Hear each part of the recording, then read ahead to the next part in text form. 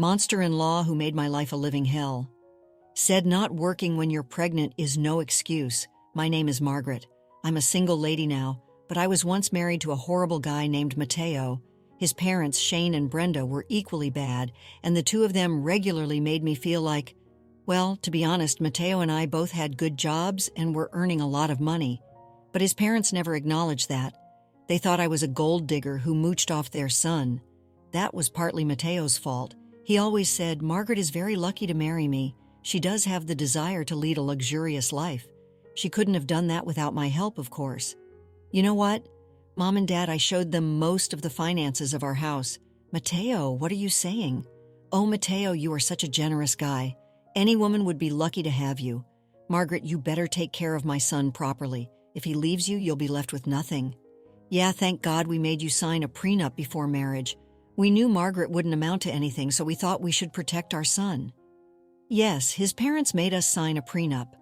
Look, I don't have a problem with prenups. I was just mad at the fact that Mateo didn't even discuss this with me. He always told his parents that I earned way less than him and depended on him for everything, so they assumed I was a gold digger. Mateo always told me to go with his lies because his family would look down on him if they found out that I earned more than him. I loved Mateo and didn't want him to feel humiliated, so I put up with the insults. I was a freaking idiot for marrying Mateo. That man didn't love me and didn't have any respect for me. He regularly humiliated me for earning less than him and spending all his money. All of them were lies. He was fired from his job a year ago and was dependent on me, but he didn't want his parents to find out. Of course, Mateo was getting on my nerves and draining my savings.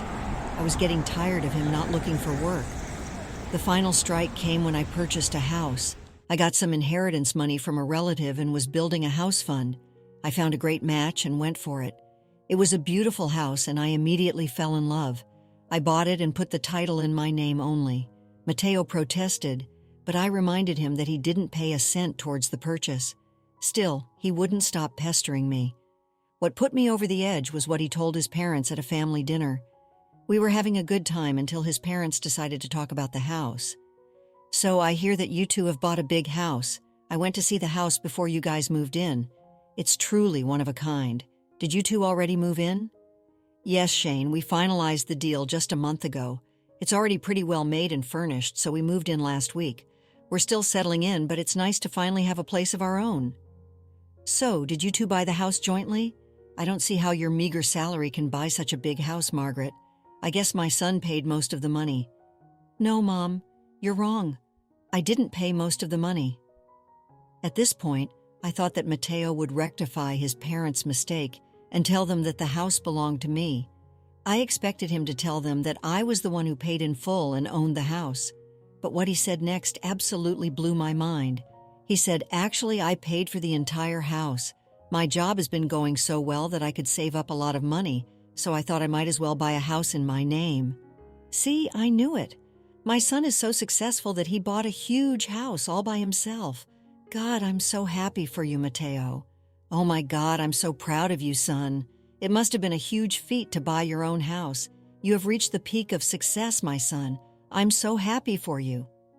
Brenda and Shane kept congratulating Mateo and completely ignoring me. I tried to get Mateo's attention, but he was intentionally avoiding meeting my eye. I was getting pissed by what I witnessed. I controlled my anger because I didn't want to shout at him in front of his parents. However, as soon as we left, I said, "What the hell was that, Mateo? Why did you tell your parents that you bought the house all by yourself when you didn't spend a penny on it?" Relax, Margaret. I told them to make them a little happy. I don't want them to suspect that I lost my job. They'd be extremely disappointed. What else was I supposed to do? You could have said that we went 50-50 on the house, but no, you took all the credit for buying the house. I feel humiliated and cheated, Mateo. This is very unfair. Look, what's done is done. I'm not going to go back and correct myself. I won't humiliate myself like that. Who cares what my parents think? Let them be. So he had no problem humiliating me, but he wouldn't do that to himself for the truth. That day, I realized something. Mateo had completely changed after our marriage. He no longer cared about me or my feelings. He was mooching off me for the last year and wasn't showing any signs of getting a job again. I was getting tired of shouldering all the family expenses. He was even fighting with me to put his name on the house title as well. Somewhere in my mind, I could understand that he was using me. Still, I was on the fence about what to do. That was until something more drastic happened. The next evening, I was making myself a snack when suddenly I heard the doorbell ring. I was curious to see who was visiting because there was a lot of commotion at the door. Mateo hurried downstairs and opened the door with a look of uneasiness. I was shocked to see his parents at the door with all their stuff. His parents were smiling and laughing with Mateo while they brought their things inside. Before I could ask what was going on, I heard them say, "Mateo, we got all our stuff here. We packed our things as soon as you told us that we could stay here. You are the best son ever, Mateo. We knew we raised you right.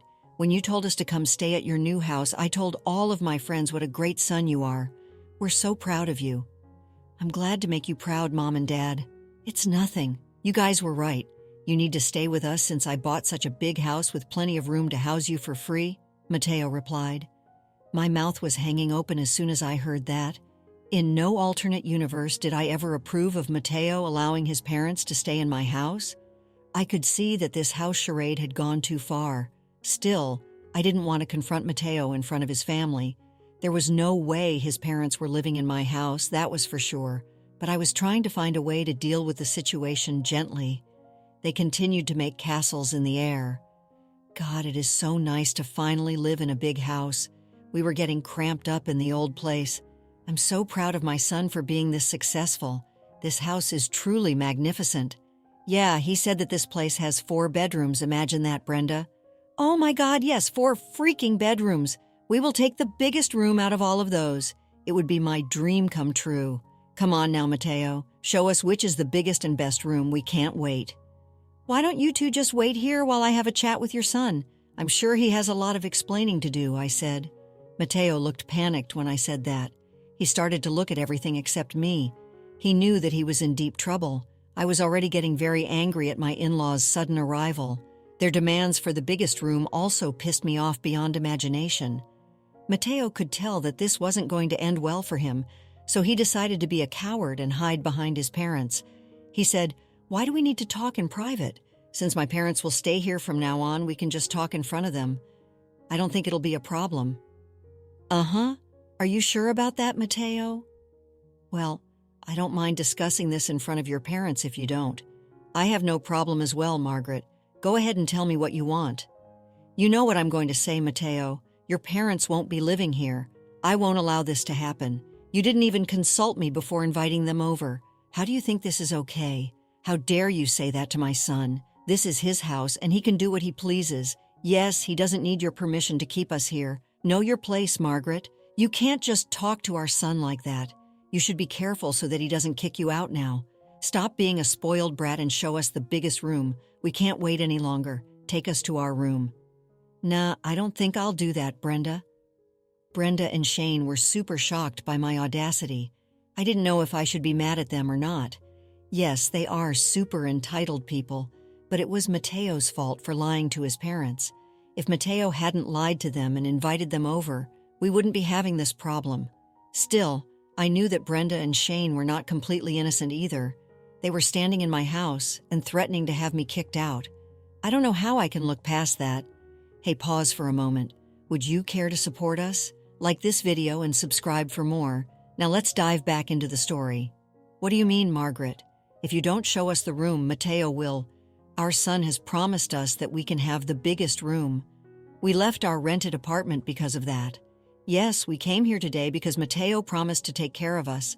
Our son is such a good man that he knows how to take care of his parents. He was the one who invited us over to stay in his new house. That's why we ended our lease early. Well, in that case, you have made a huge mistake, Brenda and Shane. I don't think you can stay here at all, let alone get the biggest room. How dare you, Margaret? We don't need your permission to stay here. My son will show us our room. If you don't, this house is not yours, so you can't dictate whether we can stay here or not. You have that wrong, Brenda. I guess Mateo hasn't told you yet. This house belongs to me and not him, so you won't be getting the biggest room. You will have to do with the streets instead. What? That's impossible. Mateo has told us already that he bought this house. You're telling lies. Is that so, guys?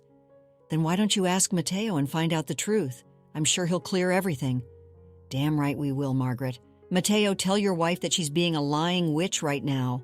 Yeah, Mateo. Tell her that you own the house. You have said so yourself. Both Shane and Brenda expectantly looked at Mateo to tell them what they wanted to hear. Again, I don't blame them because it was Mateo who lied to his parents. Mateo was looking down at his feet and not saying anything.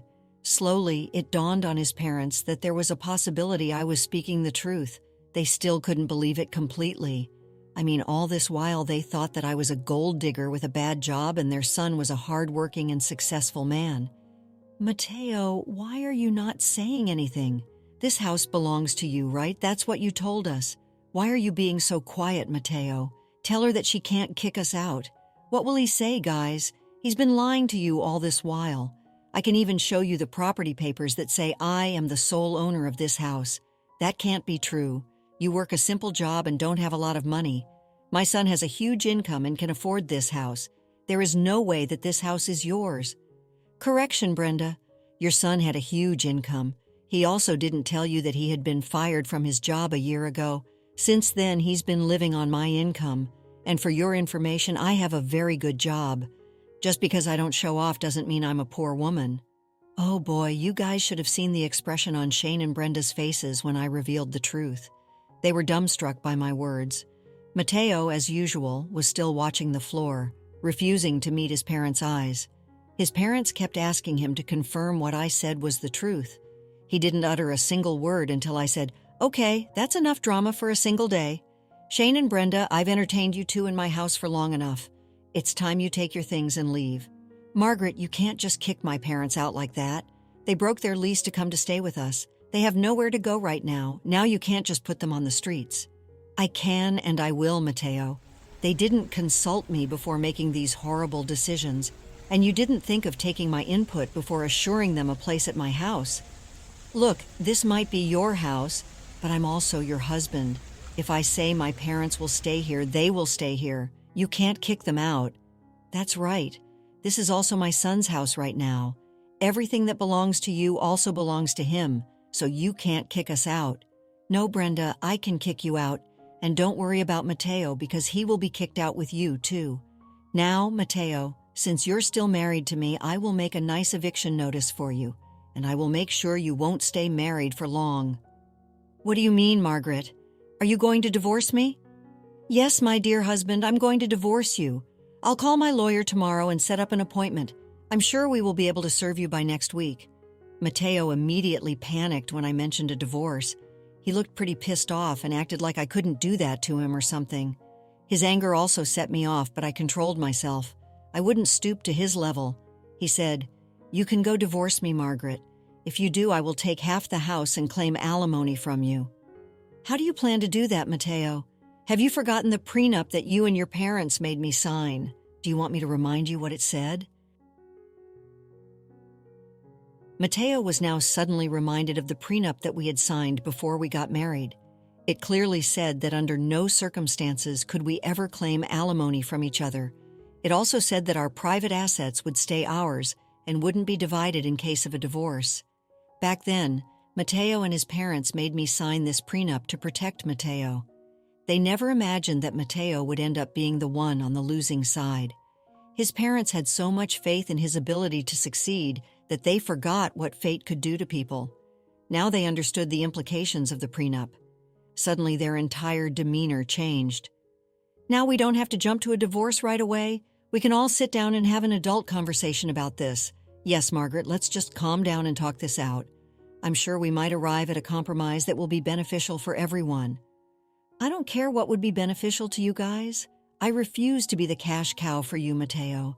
And I refuse to let your parents take advantage of me after how badly they treated me. That was in the past, Margaret.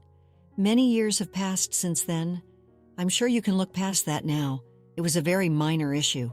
You and your wife just threatened to have me kicked out because I refused to house you, and that happened just a few minutes ago. There's no use making excuses for being pleasant to me now. You and Brenda need to leave before I call the cops. I would prefer if Mateo leaves as well, but if he needs an eviction notice, he will get that soon. Mateo, Shane, and Brenda then started to beg me to change my mind. Those two idiots had ended their lease because they wanted to move in with us. Mateo thought that he would somehow convince me to play along like I did in the past. He had no idea that I would stand up against him and stop being a pushover. I was done being the family doormat. Not anymore. They could go to hell for all I care. When I saw that Brenda and Shane weren't leaving even after an hour, I decided to call the cops. They came and escorted them out of the house. After Brenda and Shane left, Mateo screamed at me for humiliating his parents and kicking them out. I reminded him that he too had only a month to vacate my house. That made him switch his behavior to being apologetic and remorseful. The way this family changed their behavior seriously gave me a headache. Thankfully, I didn't have to deal with them for long. From that night onwards, I didn't allow Mateo into my room. He stayed in the guest room until it was time for him to leave. Yes, he was served with an eviction notice, so he had no choice. Meanwhile, his parents, after spending a huge chunk of their savings on a hotel, were forced to find a new place to rent. Surprisingly, they didn't allow Mateo into their new place. Mateo was left scrambling for a place, just like his parents were. I guess they wanted Mateo to pay for lying to them and leaving them in a lurch. From what it seems, since then, their relationship has become strained. They blamed each other for their present condition, and now his parents refuse to support Mateo anymore. He was only good for them when he had money. Mateo had to couch surf at his friends' places until he got a job. I filed for divorce from Mateo. There was no way I was going to stay with him anymore. He disrespected me and revealed himself to be a very vain and selfish man. That was not the person I fell in love with. Mateo tried his best to make me change my mind, but I was firm in my decision. I refused to be taken advantage of anymore. Since we didn't have kids, we got divorced after being separated for 6 months. Only in those 6 months did I build myself back up and have now started to date again.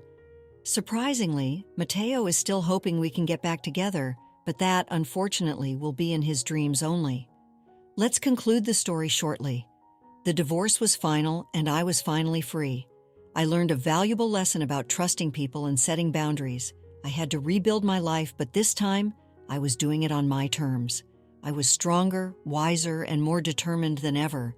While Mateo continued to pine for me, I was moving on, embracing the future with open arms. I had finally found my voice and wouldn't let anyone silence it again. The experience had been painful, but it had also been liberating. I was ready for a new chapter, one filled with love, happiness, and respect. And this time I knew exactly what I deserved. After experiencing the full journey of our story, we'd love to hear your thoughts. How did the story resonate with you? Don't forget to like, subscribe, and stay blessed. Thank you for watching, and see you in the next story.